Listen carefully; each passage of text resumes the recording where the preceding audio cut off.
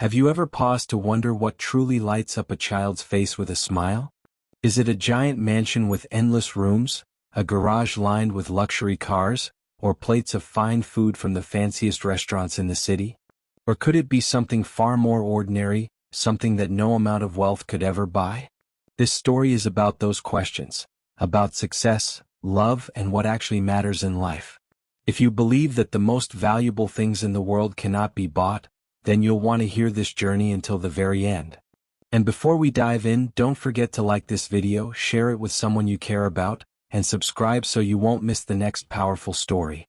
In the heart of Manhattan, surrounded by towering glass buildings, lived Nathaniel Carter, a 46-year-old investor who managed a fund often written about in major financial magazines. His company stretched its influence from Midtown all the way to Brooklyn. His personal life matched his wealth. He owned a penthouse on the Upper East Side, where the elevator opened directly into his home. It was the kind of place that boasted a private movie room, a fully equipped gym, a pool long enough for swimming laps, and an open-air kitchen that looked out over Central Park. Everywhere you looked, wealth shimmered like glass. Yet inside, a hollowness had taken over.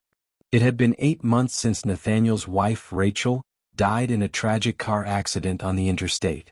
Their son Ethan, only 8, who had once been full of jokes and chatter, now rarely spoke. Their daughter Lily, just 5 years old, stopped eating properly, her body growing frail. Nathaniel, a man known for making decisions worth hundreds of millions of dollars, found himself helpless when it came to the pain in his children's eyes. Like many wealthy men under pressure, Nathaniel reacted the only way he knew, by throwing money at the problem. He brought in highly recommended child therapists from the Upper West Side and Soho, charging $300, sometimes $500 a session. He hired nannies with long resumes, graduates with degrees in early childhood education, certificates in CPR, glowing recommendation letters that sounded like awards. He transformed a spare room into a toy wonderland, filling it with every gadget he could buy. PlayStation, Nintendo, Lego sets stacked to the ceiling, limited edition car models, and even an entire collection of expensive dolls. He ordered takeout from the finest restaurants in the city, pasta from Carbone, pastries from Balthazar, cookies from Levine. His fridge and cabinets overflowed with luxury. But none of it worked. Ethan ignored the toys. Lily held onto her old, worn doll instead of the brand-new collection. The food remained untouched. The home slowly shifted from being a place of comfort into something more like a museum. Dust collected on the piano Rachel once played every night. The long dining table, once full of laughter, now hosted only 3 quiet figures staring at untouched meals. Even the kitchen, once filled with Rachel's cooking, had lost its warmth, its air replaced with sterile takeout boxes. Nathaniel drowned himself in work, leaving the house before sunrise and returning long past dark. He told himself he was working for their future, but in truth, the present was slipping through his hands. Unspoken rules began to form in the Carter household. Chief among them, never bring up Rachel's name. Nathaniel believed that talking about her would only hurt the children more, so the nannies and therapists avoided the subject, turning her memory into something untouchable, almost forbidden. But grief doesn't disappear when ignored, it lingers in silence, heavy and suffocating. And that's when Angela Morris entered their lives. Angela was a 43-year-old black woman, a single mother of 3 children of her own. She wore a simple blue uniform and tired shoes. She hadn't come to the Carter penthouse as a nanny or a therapist, but simply as a cleaner from an agency. To the wealthy families in the Upper East Side, she was invisible, just the cleaning lady. Nathaniel barely noticed her, offering quick instructions about sheets and counters before hurrying off to his meetings. What no one asked was that Angela had once studied education. Years ago, she had even taught at an elementary school. But when her husband disappeared and bills piled up, she had been forced to take multiple jobs just to raise her children. Marcus, 21, Naomi, 18, and Jordan, 14. Though her diploma was packed away, her ability to see the quiet pain in a child's eyes had never left her. She didn't advertise it, because too often when a black woman in her position spoke about her skills, people doubted her. So she let her actions speak instead. It didn't take long before Angela noticed what no one else seemed to see. In Ethan's room, the toys were unopened, the screens glowing but ignored. In Lily's corner, the expensive doll sat untouched while she clung tightly to her old one. On the piano was a Christmas photo, Rachel in a red dress with the children laughing by her side. And in the kitchen, Angela found something precious, a worn recipe notebook filled with Rachel's handwriting, brownies, apple pie, Sunday pancakes. Inside was a photograph of Rachel and the kids, faces covered in flour but smiling brightly. Angela instantly understood. The problem wasn't that the Carter children lacked entertainment or luxury. What they missed was the smell of their mother's cooking, the sound of her voice, and the warmth of rituals money could never replace. Yet inside this house, those memories had been sealed away like they were dangerous. Therapists offered polite strategies: avoid negative triggers, keep routines clean and controlled. Nannies rotated in and out, sticking to scheduled meal times, bedtimes, screen times, but never mom time. The Carters had tried to treat grief like an illness to be covered with expensive medicine. But all it did was make the silence louder. And while Nathaniel believed he was protecting his children, the truth was that he was cutting them off from the very thing that could heal them, remembering their mother. It was in this silence, in a kitchen stripped of its warmth, that Angela quietly began to make small changes. She polished the piano, leaving the recipe book where it could be seen. She moved the endless takeout boxes lower and set out an empty mixing bowl on the counter, almost like an invitation. She didn't lecture, didn't force. She simply opened a small door that others had locked. And that's when it happened. Late one afternoon, Angela heard a sound she hadn't heard in this home before: Lily's sobs. The little girl clutched her old doll and whispered through tears, "I want Mom's chocolate cake." That was the moment everything began to change.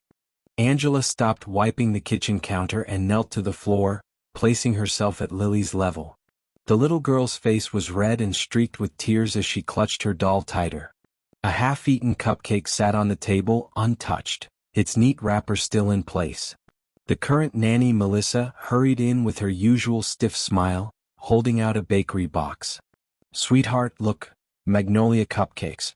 They're delicious," Melissa coaxed.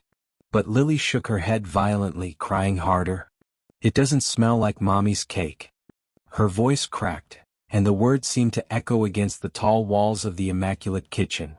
Angela didn't correct her, didn't scold, and didn't try to distract her with toys or television. Instead, she spoke softly, her tone steady and warm. "Can you tell me what your mom's cake was like?" Angela asked gently. "What did it smell like? What did you like most when you baked it with her?" Lily blinked through tears, caught off guard by the question. No adult had asked her that in months. Slowly she whispered, "Mom let me crack the eggs, even when I dropped the shells in the bowl. And she let me lick the spoon. She would sing silly songs while we mixed the batter." Her words came in fragments at first, then in a steady stream. As she spoke, her little body loosened. For the first time since Rachel's death, she wasn't silenced. She was remembering. At the doorway, Ethan stood frozen. He hadn't wanted to come into the kitchen, but his sister's words pulled him closer. Angela looked up at him and asked quietly, "What about you, Ethan? What was your job when Mom baked?" He hesitated, his face tight with both fear and longing. Then he muttered, "I used to roll the chocolate truffles, and I ate too many." The corner of his mouth twitched. A small smile broke through his guarded expression, like sunlight after a storm. Melissa stiffened. Her voice sharpened slightly, though she tried to coat it in sugar. "Children, remember, your father doesn't like you talking to the cleaning lady. Let's not cause trouble." The words landed heavily in the room, dripping with class and distance. But Angela didn't argue. She stayed steady, staying with the children instead of clashing with the nanny. She asked more about smells, songs, little moments of baking with their mom. For Ethan and Lily, it wasn't therapy, it was safety. Melissa grew impatient. "Enough. Let's go watch Netflix in the living room," she ordered, hoping to redirect. But neither child moved. Lily gripped Angela's apron like it was a lifeline. Ethan stood firm beside his sister. For the first time in months, they chose memories over avoidance. Angela understood something the therapists and nannies had missed. Children don't need distractions to escape grief, they need a safe place to remember. By allowing them to name their pain and reconnect it with comforting rituals, she was helping them begin to heal. She didn't push further. She simply whispered, "Tomorrow, if your dad agrees, we can try making a cake together. Not your mom's exact cake, because hers will always be one of a kind, but something she'd be proud of." Lily's eyes widened, still shiny from tears, but now glowing with hope. Ethan tilted his head, almost shy, but he didn't step away. Melissa, frustrated and sensing her authority slipping, left the kitchen and grabbed her phone. Angela knew she would call Nathaniel and complain. But Angela didn't waver. She stayed with the children, tidying the counter while telling lighthearted stories about her own kids. Marcus accidentally baking a cake without sugar, Naomi cutting her doll's hair and crying for 3 days, Jordan flipping a pan upside down and pretending the burnt mess was gourmet. The children giggled through their sniffles, leaning closer to her. For the first time in months, laughter returned to the Carter kitchen, even if just for a few minutes. The next morning, Angela arrived early with a paper bag in her hands. Inside were the simplest things: flour, eggs, sugar, butter, cocoa. She set them on the counter carefully, almost reverently. Ethan and Lily rushed into the kitchen, their eyes wide with anticipation. "Are we really going to bake?" Lily asked, clutching her doll. Angela smiled. "Yes, if your dad agrees. But remember, this isn't about replacing your mom's cake. It's about honoring her by making something together." Nathaniel hadn't been home yet. He had worked late as usual, leaving before sunrise. Melissa hovered in the background, unimpressed. "This is unnecessary. The children have schoolwork, piano lessons, tutors, structured schedules. They don't need to make a mess in the kitchen." Angela didn't respond to her directly. She focused on the children instead. She tied aprons around their small waists, rolled up their sleeves and placed the mixing bowl on the counter. "Who wants to crack the eggs?" she asked. Lily jumped up eagerly, hitting the egg a little too hard. Shells tumbled into the bowl. Angela didn't frown or scold. She chuckled softly. "Well, I guess this recipe has a little crunch today." She showed Lily how to tap the egg gently on the edge of the bowl before pulling it apart. Lily giggled, her shoulders relaxing. "Ethan, can you help me sift the flour?" Angela asked next. He poured carefully, a white cloud puffing up and coating his nose. For the first time in months he laughed out loud. Together they stirred, counted out the mixing strokes and filled the kitchen with chatter. Angela told them stories of her kids' own kitchen disasters, and the laughter multiplied. The room, once silent and heavy, now buzzed with warmth. When the cake went into the oven, the children pressed their faces close to the glass door, waiting for it to rise. Soon the smell of butter and cocoa filled the house. It drifted down the hall, clung to the curtains and settled into the very walls. It was the smell of home, something money could never deliver. Melissa returned, her arms crossed. "This isn't safe. House rules say no cooking without permission. And sweets before dinner? Completely against the schedule. I'll be calling Mr. Carter." But this time Ethan didn't back down. His eyes stayed fixed on the oven. Lily spoke up, her voice steady for the first time in months. "I want to stay here. I want to talk about Mommy while we eat cake." Angela lowered her voice, guiding them gently. "After we eat, if you want, we can write little notes to thank your mom for her recipe. We'll tuck them into her notebook." The children nodded eagerly. For them, it wasn't about cake. It was about having permission to remember. When the oven chimed, Angela showed them how to test the cake with a toothpick. Together they pulled it out, cut it into 3 equal pieces and sat down at the table. Angela made sure to take a slice herself, so the children wouldn't feel watched or managed, but joined. Lily took a bite and smiled through teary eyes. "It's not like Mom's, but it's good because we made it together." Ethan chewed quickly, his appetite back at last. He whispered, "Mom would be happy if she saw." No expensive therapist had been able to unlock those words. But in that moment they flowed out naturally, carried by the smell of homemade cake. That night, when Nathaniel finally returned home, Melissa pounced with her report. Mr. Carter, the cleaning lady, interfered with the children's routine. She let them cook, eat sweets late, made a mess of your kitchen. Completely unprofessional. Nathaniel sighed, exhausted, ready to dismiss the situation. But before he could respond, Lily ran up, her eyes sparkling. Daddy, we make cake. Miss Angela showed us, like Mommy used to. The word Mommy stopped him cold. He looked into the kitchen. Crumbs scattered across the table. Plates sticky with chocolate. The rich smell of cocoa still hung in the air. And for the first time in months, his children weren't hollow-eyed, they were glowing. He stepped closer, breaking off a piece of cake himself. It wasn't perfect, but it tasted like something real, like family. Melissa straightened her back. Mr. Carter, I have a degree in childhood education. I know what's best for these kids. Nathaniel looked at her, then at Angela, who said nothing, standing calmly by the children. Finally, he spoke with quiet firmness. Thank you, Melissa. But starting tomorrow, we won't be needing your services. Melissa froze in disbelief. But the decision was final. For the first time in months, Nathaniel chose not procedure, not polished resumes, not sterile rules. He chose presence. And the Carter household, once buried in silence, began to breathe again.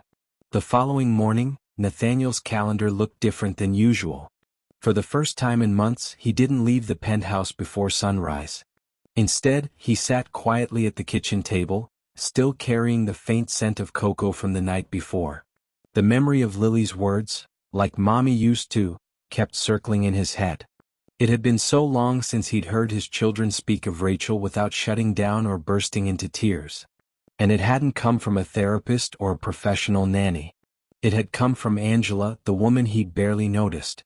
When she arrived, carrying her cleaning supplies in one hand and a grocery bag in the other, Nathaniel stood up, unsure of how to begin. She stopped, sensing the tension. I owe you an apology, Nathaniel said finally, his voice rough from lack of sleep.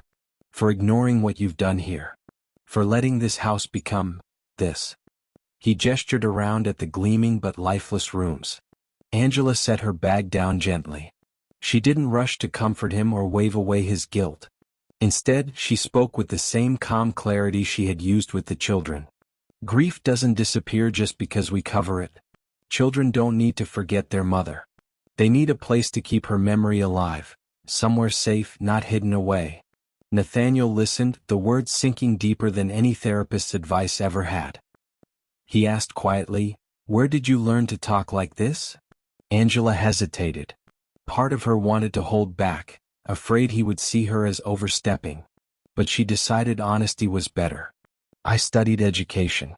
I taught elementary school for 8 years. But after my husband left and the bills piled up, I couldn't keep the classroom. I started cleaning homes to take care of my kids. Marcus is 21 now, Naomi is 18, and Jordan is 14. They're my whole world. She looked down, adding softly, I don't talk about my past much. Too often, when women like me speak of our experience, people think we're showing off or lying. So I let my actions do the talking. Nathaniel's face burned with shame. He realized he had made assumptions about her from the moment she first walked into his home. He saw her as just another worker, not as a woman with knowledge, skill, and a heart for children. He cleared his throat. You've given my children back something I didn't know how to reach. I want you to stay. Not as a cleaner, but as someone with real authority in this house. Angela met his gaze steadily. If I stay, it won't be as a replacement for Rachel. She'll always be their mother. But I can help them remember her in ways that heal, not hurt. They shook hands, sealing a new kind of partnership. From that day forward, the Carter household began to change. Every Sunday became Mom's Dish Day. Each week, Ethan and Lily picked a recipe from Rachel's old notebook. Sometimes it was pancakes, other times it was apple pie. They cooked together with Angela's guidance, laughing at spills and cracked eggs, learning that mistakes in the kitchen weren't failures but part of the story. Every evening, before bed, the children wrote a small note and placed it into a clear jar on the counter. Ethan's first note read, "Thank you, Mom, for letting me roll the truffles." Lily said, "Thank you, Mom, for the smell of pancakes on Sunday." The jar began to fill quickly, each folded slip of paper carrying pieces of memory, pieces of love. Nathaniel cut back on late-night meetings. For the first time since Rachel's death, he made space for his children. He personally drove them to school, using the short ride home as a chance to ask about their day. At first, the conversations were short. Ethan mumbled, Lily whispered. But over time their words grew stronger. Ethan would talk about a math problem, Lily about a new drawing. And Nathaniel listened, truly listened, without rushing or correcting. The changes were small but powerful. Ethan stopped avoiding group projects at school. Lily stopped refusing food and began to eat when she had helped prepare it. She even unboxed the expensive dolls that had been sitting untouched, finally playing with them in her toy kitchen, copying what she had learned in the real one. The long dining table, once silent, now filled with chatter about burnt cookies, music lessons, and silly mistakes. The piano, dusty for months, was tuned again, and Ethan began to practice pieces Rachel had once loved. The sound echoed through the penthouse like a heartbeat restored. But the new warmth didn't come without resistance. One evening, as Angela entered the building, a security guard stopped her. Not today, he said flatly. No cleaning scheduled. Angela stiffened. She wasn't there to clean, she was there for the children. But before she could answer, Nathaniel appeared from behind and handed the guard a keycard. Her pass has been upgraded to family level, he said firmly. From now on, treat her as part of this household. The guard's expression flickered, but he didn't argue. Angela walked past quietly, her dignity intact. In the elevator, Lily squeezed her hand tightly and declared, loud enough for anyone nearby to hear, Mama Angela, tonight let's make apple pie. The words rang out like a bell. Nathaniel's eyes softened as he looked down at his daughter. She wasn't confused, she knew Rachel was her mom in heaven. But she had chosen to give Angela a place in her heart too. That evening, after dinner, Nathaniel, Ethan, and Lily each wrote another note for the jar. Thank you, Mom, for the piano. Thank you, Mom, for letting me lick the spoon. Thank you, Mom, for the kitchen smell. Angela stood in the doorway, smiling quietly. She didn't intrude. She simply watched as memory was restored to its rightful place in the home. The Carters were no longer drowning in silence. They were learning to breathe again. The weeks rolled on and the Carters' home continued to shift. What had once been polished and sterile now carried the smell of cinnamon, butter, and laughter. The fridge no longer overflowed with untouched takeout boxes. Instead, shelves held flour, cocoa, and jars of sugar. For the first time in nearly a year, the kitchen was alive. But word travels quickly in the Upper East Side. Neighbors began to whisper. They noticed Angela arriving without her cleaning cart, walking in with groceries instead of polish. Some tilted their heads in the elevator, glancing from her uniform to her warm smile as Ethan and Lily clung to her hands. To them, she wasn't just the help anymore. She was part of the household. One afternoon, as Angela guided Lily home from school, a woman in pearls whispered just loud enough for her to hear, So that's the nanny they've gotten attached to. How cozy. Angela didn't respond. She'd learned long ago that silence often carried more power than arguing. But the sting was there, just beneath her calm exterior. At school, Ethan and Lily's teachers noticed changes too. Ethan raised his hand more often, participating in group activities again. Lily stopped crying at snack time. But when Lily drew a picture of two women in her family, one labeled Mom in Heaven, and the other Mama Angela, another parent frowned. That's confusing for children, she muttered to the teacher. The teacher, however, smiled gently. Family is where a child feels safe. Meanwhile, inside the Carter home, rituals deepened. Sunday evenings turned into memory nights. After dinner, Nathaniel, Ethan, and Lily would each pull a slip from the gratitude jar and read it aloud. Sometimes it was light-hearted. Ethan's note once said, "Thank you, Mom, for letting me eat too many truffles." Other times it was tender. Lily wrote, "Thank you, Mom, for your hugs that smelled like vanilla." Angela guided these moments quietly, never trying to replace Rachel, but always protecting the children's right to remember. But not everyone accepted her role so easily. One evening, Nathaniel came home to find Angela wiping down the counter after a long day. Ethan and Lily were perched on stools, still giggling about a cake that had sunk in the middle. Angela had cut the uneven dessert into heart shapes, saving it with creativity. Before Nathaniel could join them, the building manager pulled him aside in the hallway. "Mr. Carter, I just want to mention, some residents have raised concerns. They say your staff seems to be overstepping, spending too much time upstairs, acting more like family than an employee." Nathaniel's jaw tightened. He had spent his life surrounded by polished people who measured worth in resumes and titles. But he had never seen his children as alive as they were now. "She is family," he said plainly. "If the neighbors don't like it, that's their problem." Inside, Ethan overheard. He looked at Angela and smiled for the first time in a long while without hesitation. But the pushback wasn't only social, it was professional too.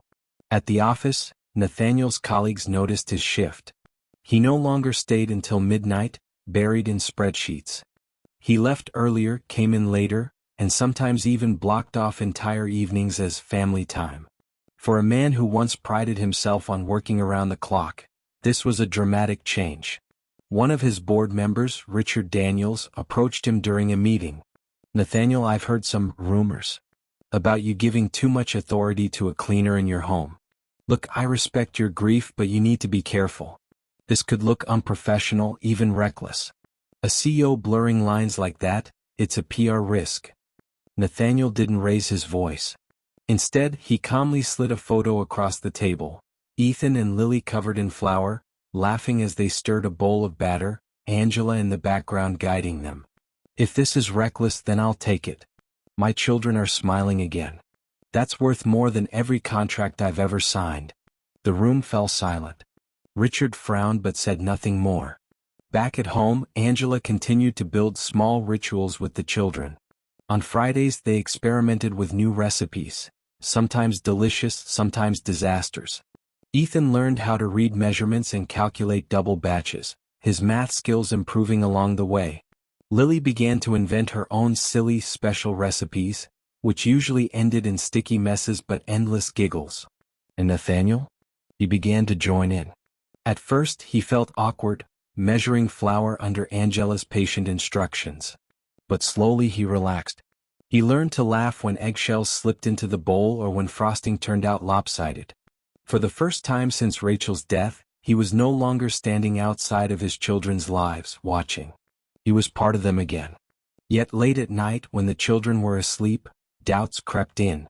Nathaniel would glance at Rachel's photo on the piano and wonder, was he letting someone else take her place? Was he betraying her memory by allowing Angela to become so close? Angela sensed this tension. One night, as she packed up to leave, Nathaniel lingered by the doorway. "I need to ask you something," he said quietly. "Do you ever feel like, by stepping in here, you're replacing Rachel?" Angela shook her head firmly. "No one replaces her.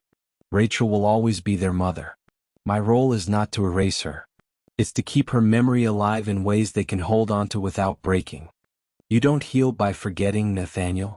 You heal by remembering safely." Her words steadied him. For the first time, Nathaniel felt he wasn't failing his wife's memory, he was honoring it. The next Sunday, Ethan sat at the piano, his fingers clumsy but determined as he played one of Rachel's favorite songs. Lily sat beside Angela, stirring cookie dough. Nathaniel leaned against the doorway watching them all. And for a moment he didn't see a broken family anymore. He saw a new kind of wholeness forming, one built not from denial but from love. Still, whispers continued outside those walls. Some neighbors muttered about boundaries. Some colleagues raised eyebrows. But inside the Carter home, something far more important was happening.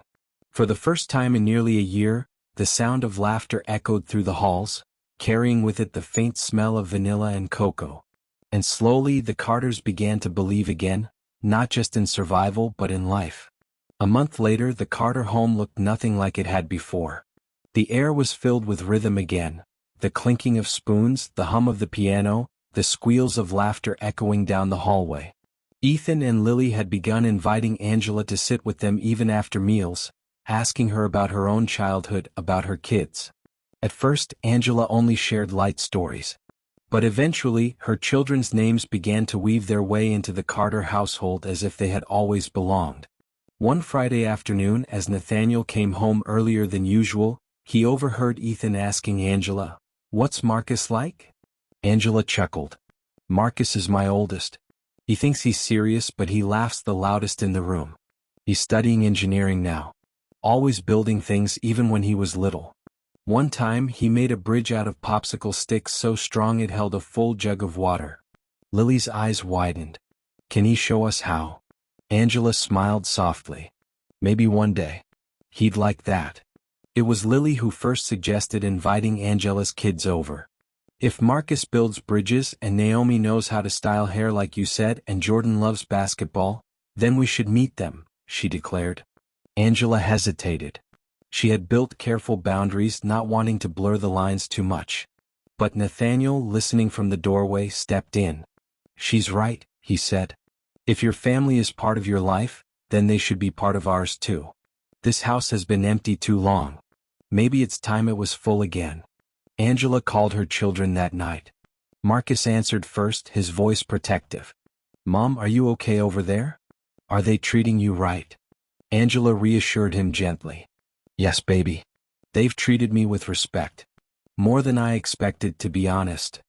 Naomi's voice chimed in next, teasing. So these fancy folks have finally figured out you're not just a cleaner? About time. Jordan, still young enough to show his excitement freely, shouted in the background. Wait, we get to meet them? Do they have a basketball hoop? Angela laughed, but her heart pounded. She knew the risk. Blending families across lines of class and race wasn't something the world always welcomed.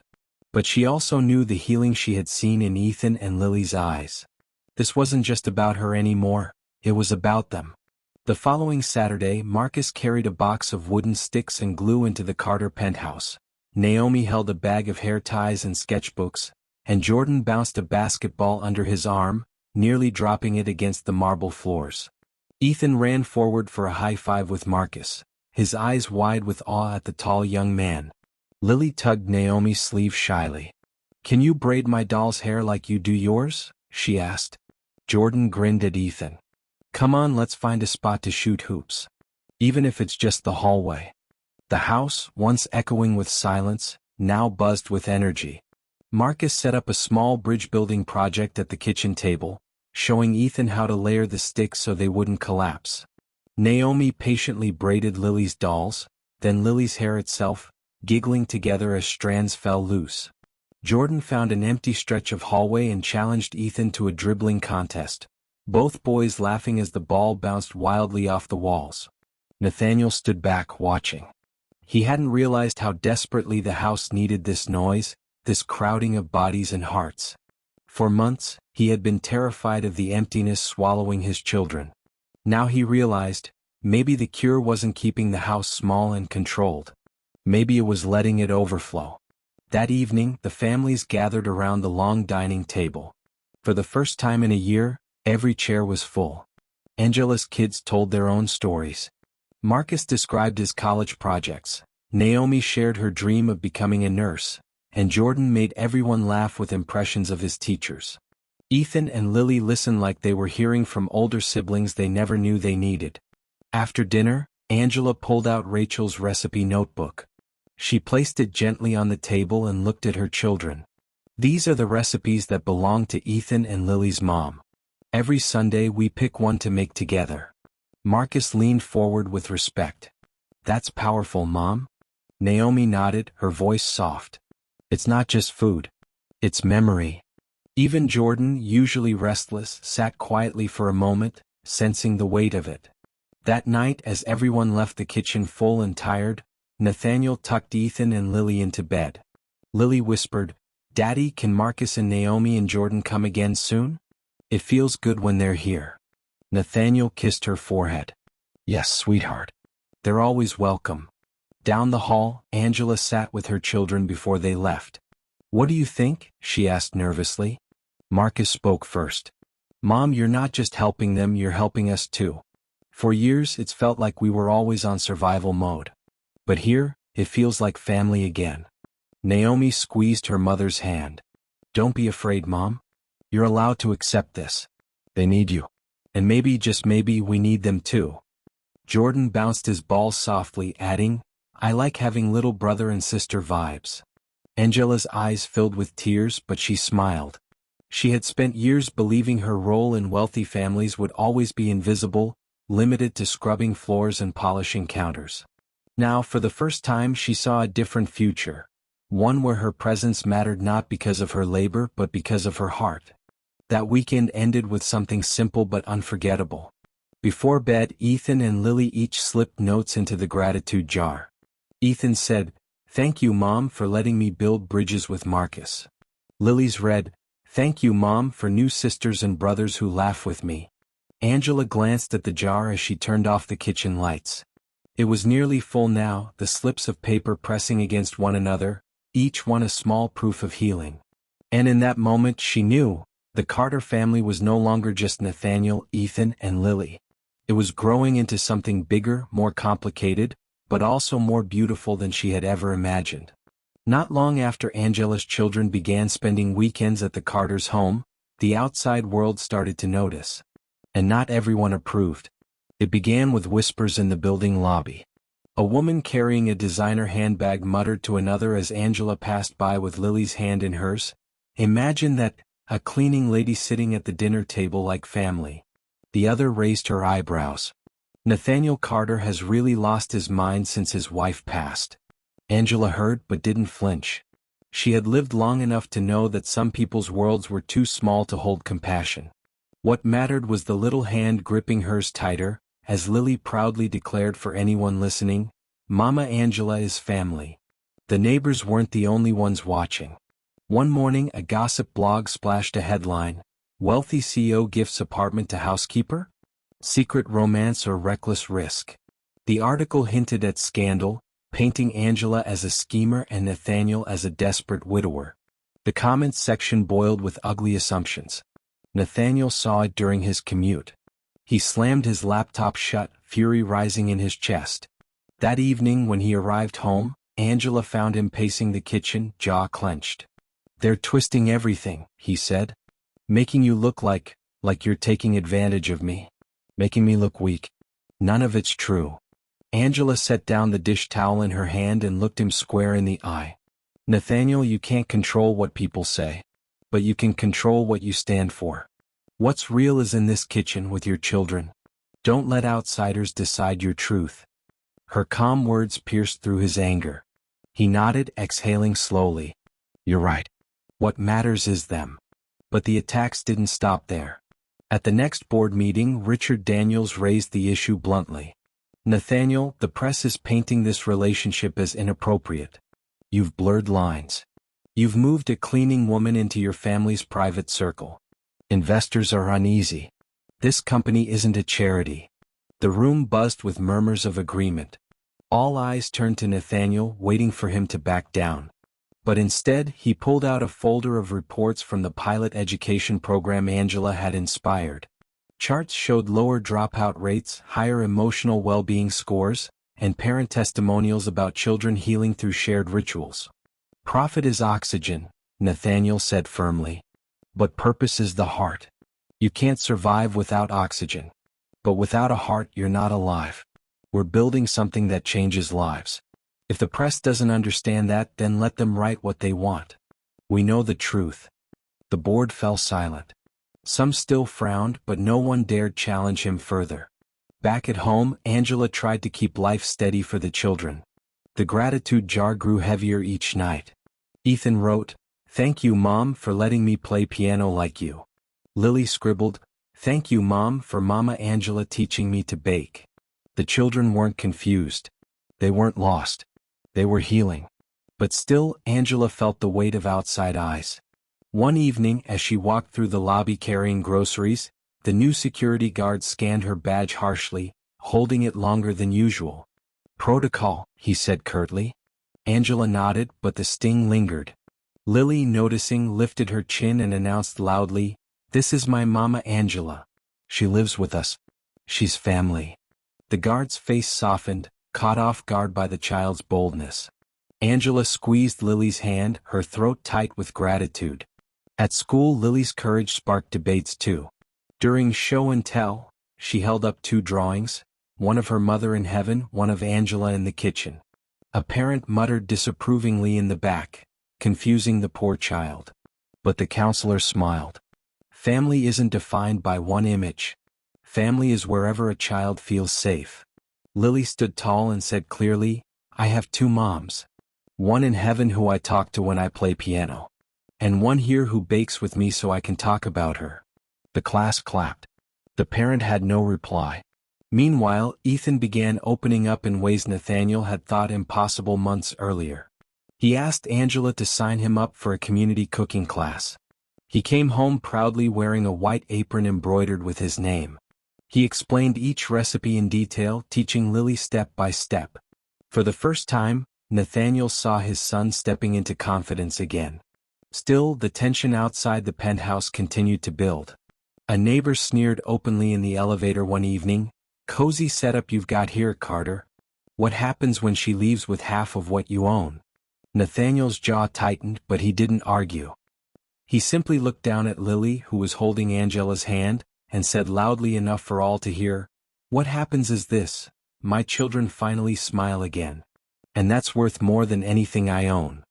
The man fell silent, his smirk fading. That night, after the children were asleep, Nathaniel and Angela stood in the quiet kitchen. He turned to her, his voice steady. "The world may never understand this, Angela. They'll always find ways to twist it. But I don't care anymore. You're not staff here. You're not a rumor. You're family." Angela hesitated, her heart heavy with both gratitude and fear. "I worry, Nathaniel. About how it looks. About the line we're crossing. I've lived my whole life being told what I can and cannot be. A black woman in a white man's world. People don't let that go easily." Nathaniel stepped closer. "Then let them talk. Let them assume. Let them sneer. They don't live in this house. They don't know what it means for Ethan to laugh again, for Lily to eat without tears. They don't know what it feels like to have warmth in this kitchen again. But we do. And that's all that matters." Angela's eyes welled with tears, but she nodded. For the first time in years she felt seen, not as a worker but as a woman whose presence mattered. That weekend both families came together again. Marcus helped Ethan finish a model bridge that actually held weight. Naomi painted Lily's nails while braiding her hair, both girls giggling non-stop. Jordan and Ethan set up a mini basketball hoop in the hallway, turning the penthouse into an arena of laughter. And in the kitchen, Angela and Nathaniel stood side by side, stirring batter while Rachel's recipe notebook lay open on the counter. The smell of vanilla and cocoa rose once more, filling every corner of the house. The world outside might have been filled with suspicion and rumor, but inside these walls, love was rewriting the story. Months passed and the Carter home had become a very different place. Laughter was no longer rare, it was part of the air. The gratitude jar on the counter was overflowing, slips of paper stuffed against the glass, each one a reminder that memory and love had taken root again. Nathaniel noticed the change in himself too. He was no longer chained to his desk late into the night. His mornings belonged to the children. His evenings belonged to the kitchen. And strangely enough, when he was present at home, he found himself clearer and more focused at work. But something deeper stirred in him. Watching Angela's quiet wisdom restore his children, he began to wonder, what if other families could have this too? It started small. He invited a few colleagues with young children to spend time in his home one Sunday. Angela, hesitant at first, guided a group of kids through baking simple cookies while their parents watched. She didn't lecture, didn't present slides, she simply showed how giving children space to remember, to participate, to mess up and laugh could restore warmth. One father, a widower himself, left in tears. "I haven't heard my daughter laugh like that since her mother died," he whispered to Nathaniel. From that moment, the seed was planted. Nathaniel and Angela began drafting the idea for a program they called Education with Heart. It would be different from any typical childcare center. There would be open kitchens with safe equipment, corners for storytelling, music spaces for memory, and rituals for gratitude. Not therapy, not clinical, but spaces for children to heal through love and ritual. Angela resisted at first. "I'm not a founder. I'm just..." Nathaniel cut her off. "You're not just anything. You're the heart of this. None of this would exist without you." If you don't co-create this, then it's meaningless. Reluctantly she agreed. And soon the pilot center was born in a converted office floor downtown. But as the idea grew, so did the scrutiny. An entertainment blog published another article. CEO launches nonprofit with housekeeper, charity or cover-up? Photos of Angela entering the Carter penthouse were plastered alongside the headline. Investors began murmuring.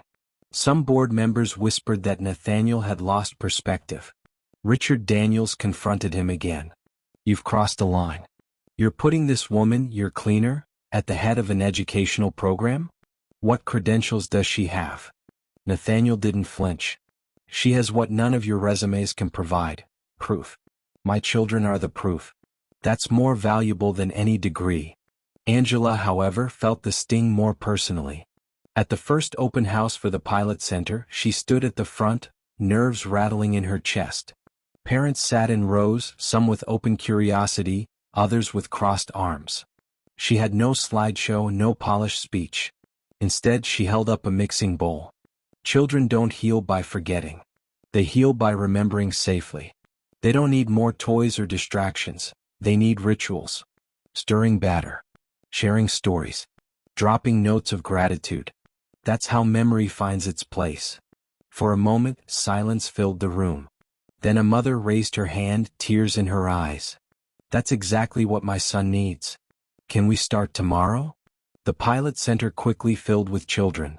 The kitchen corner buzzed with laughter, the piano with hesitant notes, the gratitude jar with folded slips of thanks. Teachers came not to deliver lectures, but to guide rituals of presence.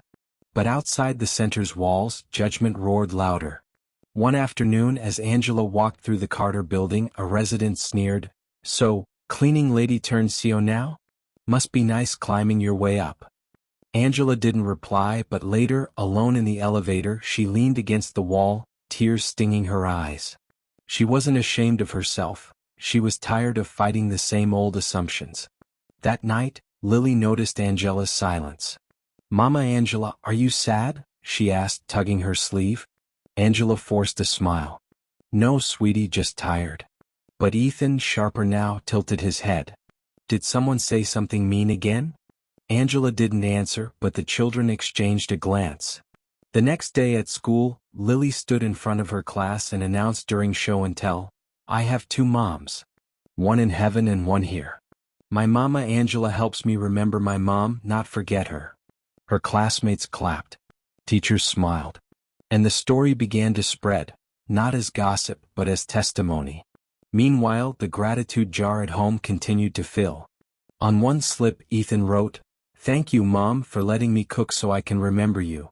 On another, Lily scribbled, "Thank you, Mom, for Mama Angela staying when people talk mean."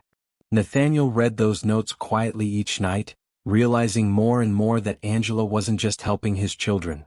She was saving him too. Still, the challenges mounted.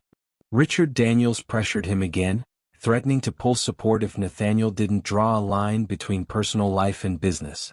"You don't understand," Nathaniel said firmly. "This isn't about business. It's about humanity. If you can't see that, then maybe this board isn't for you." For the first time, Richard was silent, caught off guard by Nathaniel's resolve. But gossip didn't fade overnight. Some blogs called it a scandal.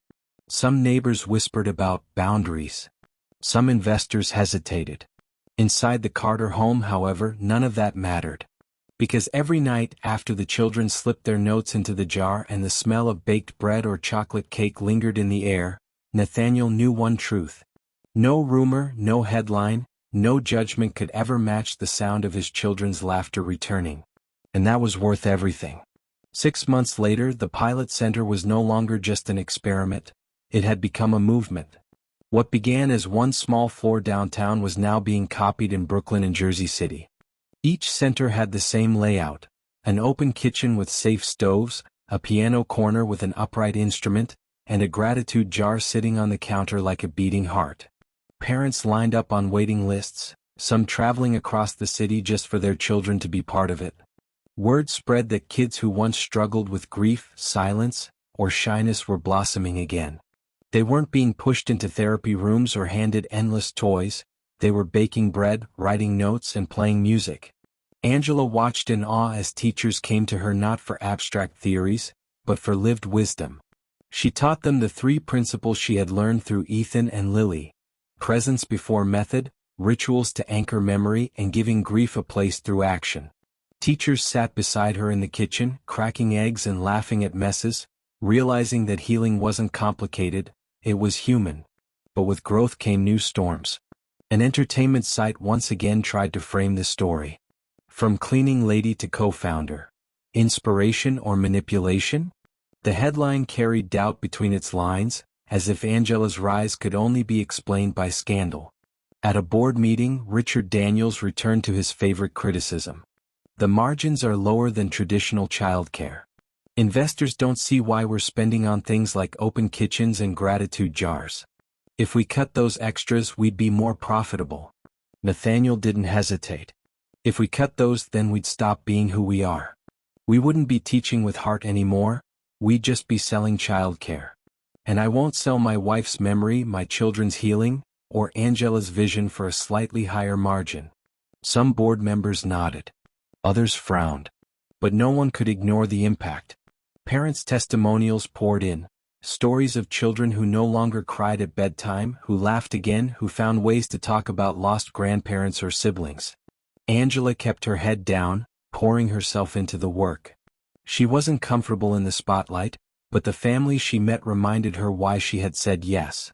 One evening, after leading a baking activity with a group of children, a little boy tugged her sleeve. His mother had died months earlier, and he had refused to speak about her. That night after baking cookies he whispered, "This smells like home. Like when Mommy was here." Angela carried that sentence with her like a shield against every headline, every whisper. At home, the Carter-Sanders household only grew closer. Sundays remained sacred, Mom's dish day. Ethan played Rachel's songs on the piano while Lily stirred batter with Angela. Naomi painted pictures that Lily proudly taped to her bedroom wall. Marcus and Nathaniel debated bridge designs late into the night, their discussions blending engineering and fatherhood. Jordan set up basketball games with Ethan in the hallway, the sound of bouncing echoing like music. For the first time, the house wasn't just a house. It was alive. But outside, prejudice still found cracks to slip through. One evening, a resident in the lobby muttered loudly as Angela walked by with the children. "Looks cozy, CO living with the nanny. What will the papers say next?" Ethan stopped walking. His face flushed, his fists clenched. He turned to the man, his voice shaking but firm. "She's not the nanny. She's our Mama Angela. Without her, we'd still be sad every night. So maybe you should think before you talk." The man blinked, caught off guard by the boy's courage. Angela placed a gentle hand on Ethan's shoulder and whispered, "Thank you." Later that night, Ethan wrote a note for the gratitude jar. "Thank you, Mom, for Mama Angela teaching me not to stay silent." The jar, now nearly too full to close, had become the most precious object in the house. Each slip of paper was proof that memory and love had not been buried, they had been honored. Still, the tension with the outside world tested them. At school, Lily's drawings of two mothers sparked debates among parents. Some accused Nathaniel of confusing his children. Others praised the honesty. The school counselor stepped in with quiet strength. Children are the best judges of where they feel safe. And clearly these children feel safe. At another board session, Richard Daniels cornered Nathaniel again. "Do you realize the risk? A black woman without credentials in your penthouse, in your company, in your children's lives? It's a recipe for disaster if the press digs too deep." Nathaniel's patience snapped. He leaned forward, voice low but steady. "Richard, the only disaster would have been letting my children wither in silence while I buried myself in work. Angela saved them. And if you can't respect that, then maybe this isn't the company for you." The room went quiet. For the first time, Richard had no comeback. Meanwhile, the centers multiplied. Within a year, there were 5 across Manhattan, Brooklyn, and Jersey City. Each one looked the same: open kitchens, music, gratitude jars. Each one carried the same smell of butter, sugar, and healing. Angela never stood on stages or claimed the spotlight. She preferred the kitchen corners, tying aprons, guiding small hands, braiding hair before story time. Reporters tried to chase her for interviews, but she always redirected the focus. Talk to the children. They're the real proof. At home, rituals deepened. On Thursdays, gratitude night became a tradition where everyone read a note aloud. If someone was late, they washed dishes. If someone rambled too long, they had to sing their note like a song. The kitchen roared with laughter each week. On one such night, Lily read her note aloud. "Thank you, Mom, for Mama Angela teaching me how to stir and remember." Ethan followed. "Thank you, Mom, for piano songs that make me feel like you're here." Nathaniel wrote quietly, "Thank you, Rachel, for sending Angela into our lives." Angela read none of her own. Instead, she looked around the table, at Marcus helping Ethan with homework, Naomi painting Lily's nails, Jordan challenging Nathaniel to basketball, Lily giggling, Ethan smiling, and thought, this is what family looks like. The world outside might always find something to criticize. But within these walls, love had won. And now it was spreading far beyond them. By the second year, Education with Heart had grown into a network of 15 centers. Families traveled from across the city just to get on the waiting list. Teachers trained under Angela's guidance, not from textbooks but by cracking eggs, washing dishes, and listening to children tell stories of the ones they missed. For every child who laughed again, for every note dropped into a gratitude jar, the movement grew stronger. But with every step forward, the pressure from outside forces grew louder. The media circled like hawks. One newspaper praised the centers as the future of child education, while another accused them of being overly emotional experiments with shaky leadership. An opinion piece sneered, "When did we start letting cleaning ladies dictate curriculum?" Angela saw the article on her phone while stirring pancake batter with Lily. For a moment her hands froze. But then Lily giggled as flour dusted her nose, and Angela let the paper fall into the trash. "Not everything deserves our attention," she whispered to herself. At the office, investors pressed Nathaniel harder than ever. "The model is too costly," Richard Daniels argued, waving a spreadsheet. "Margins are thin. The board is nervous.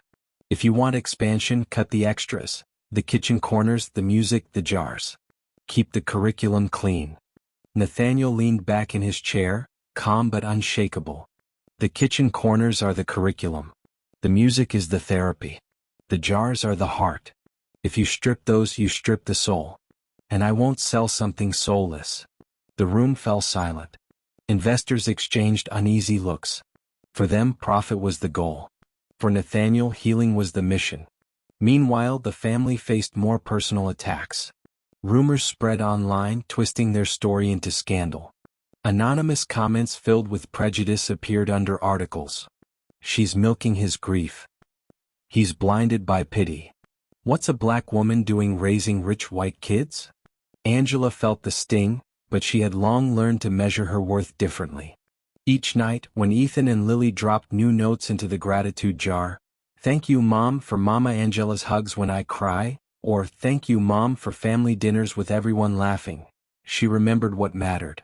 But the public storm reached a peak when a well-known investor publicly called the program reckless during a live interview. "This is a vanity project, plain and simple," he declared. "A grieving CEO being manipulated by an employee. It's unstable.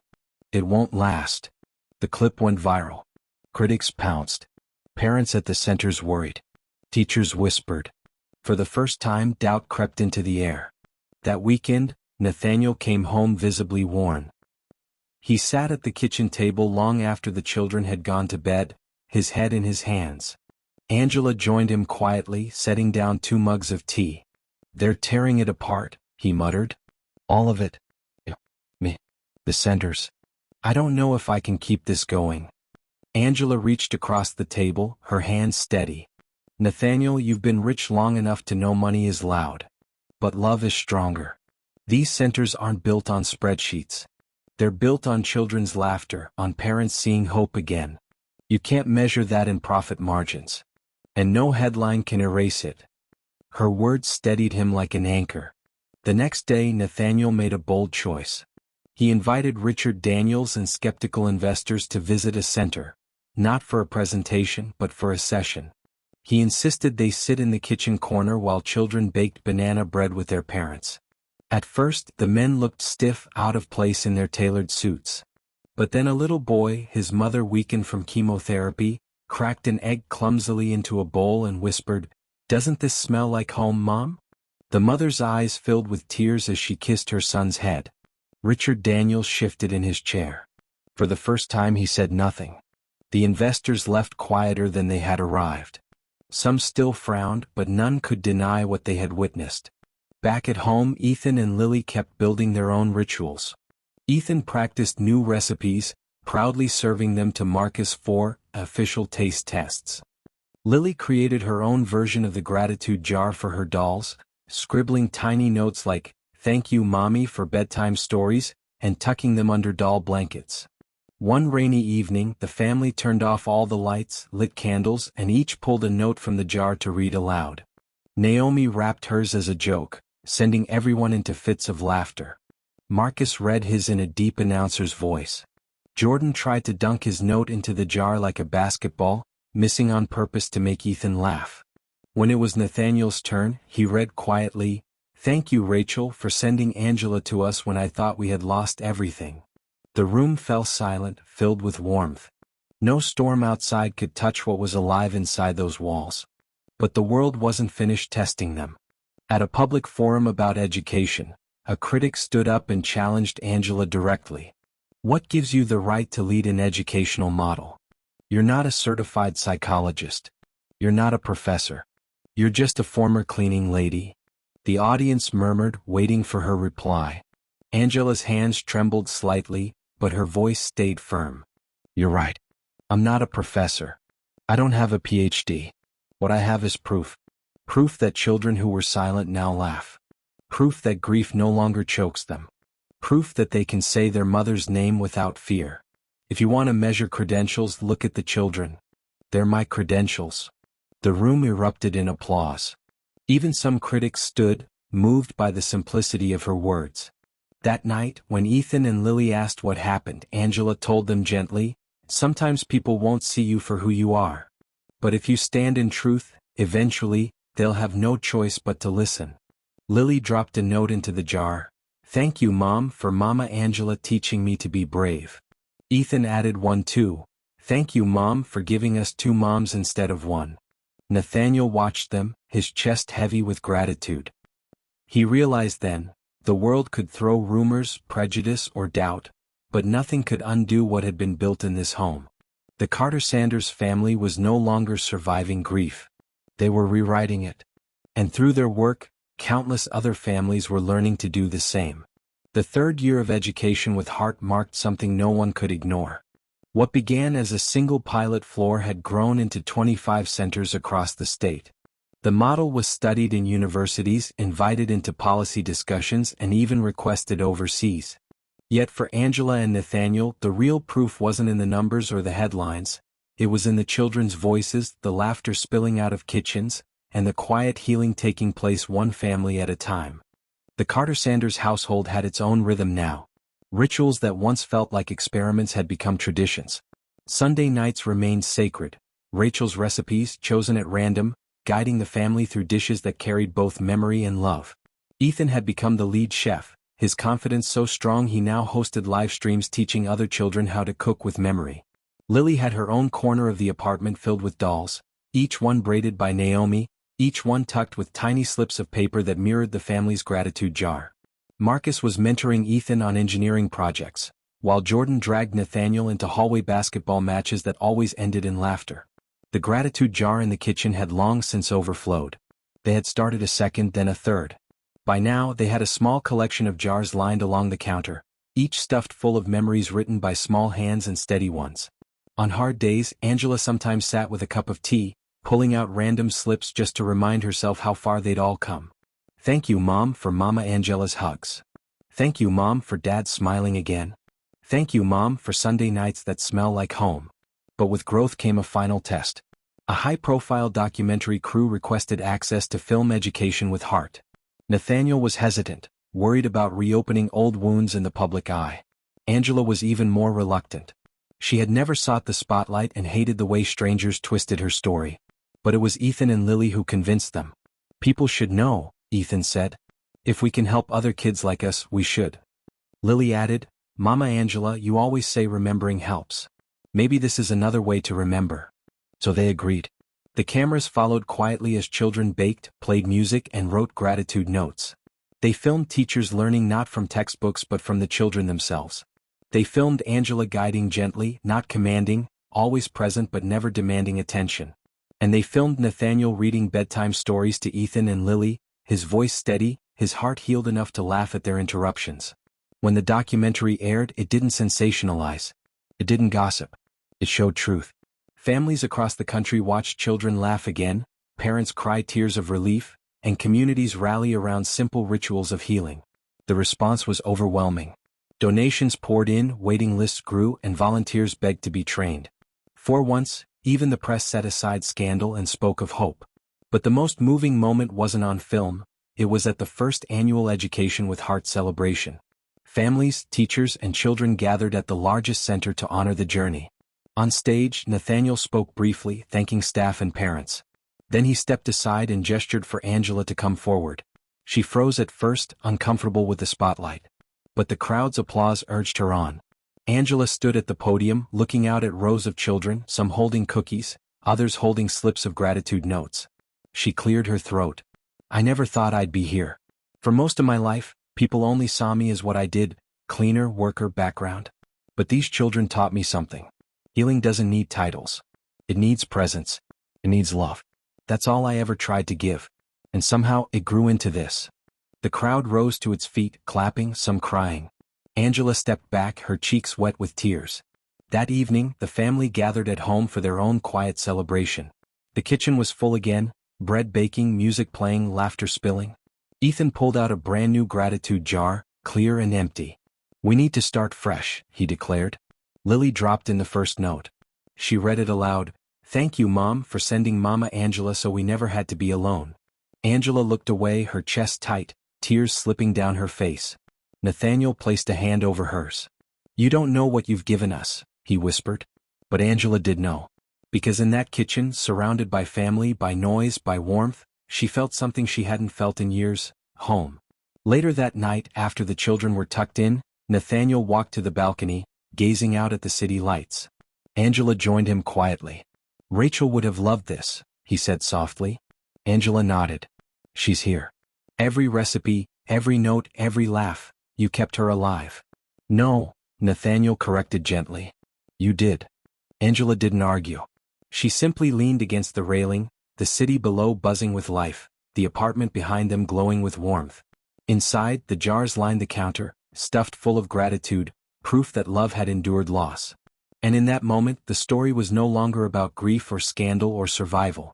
It was about two families becoming one, about children learning to laugh again, about rituals that turned memory into strength.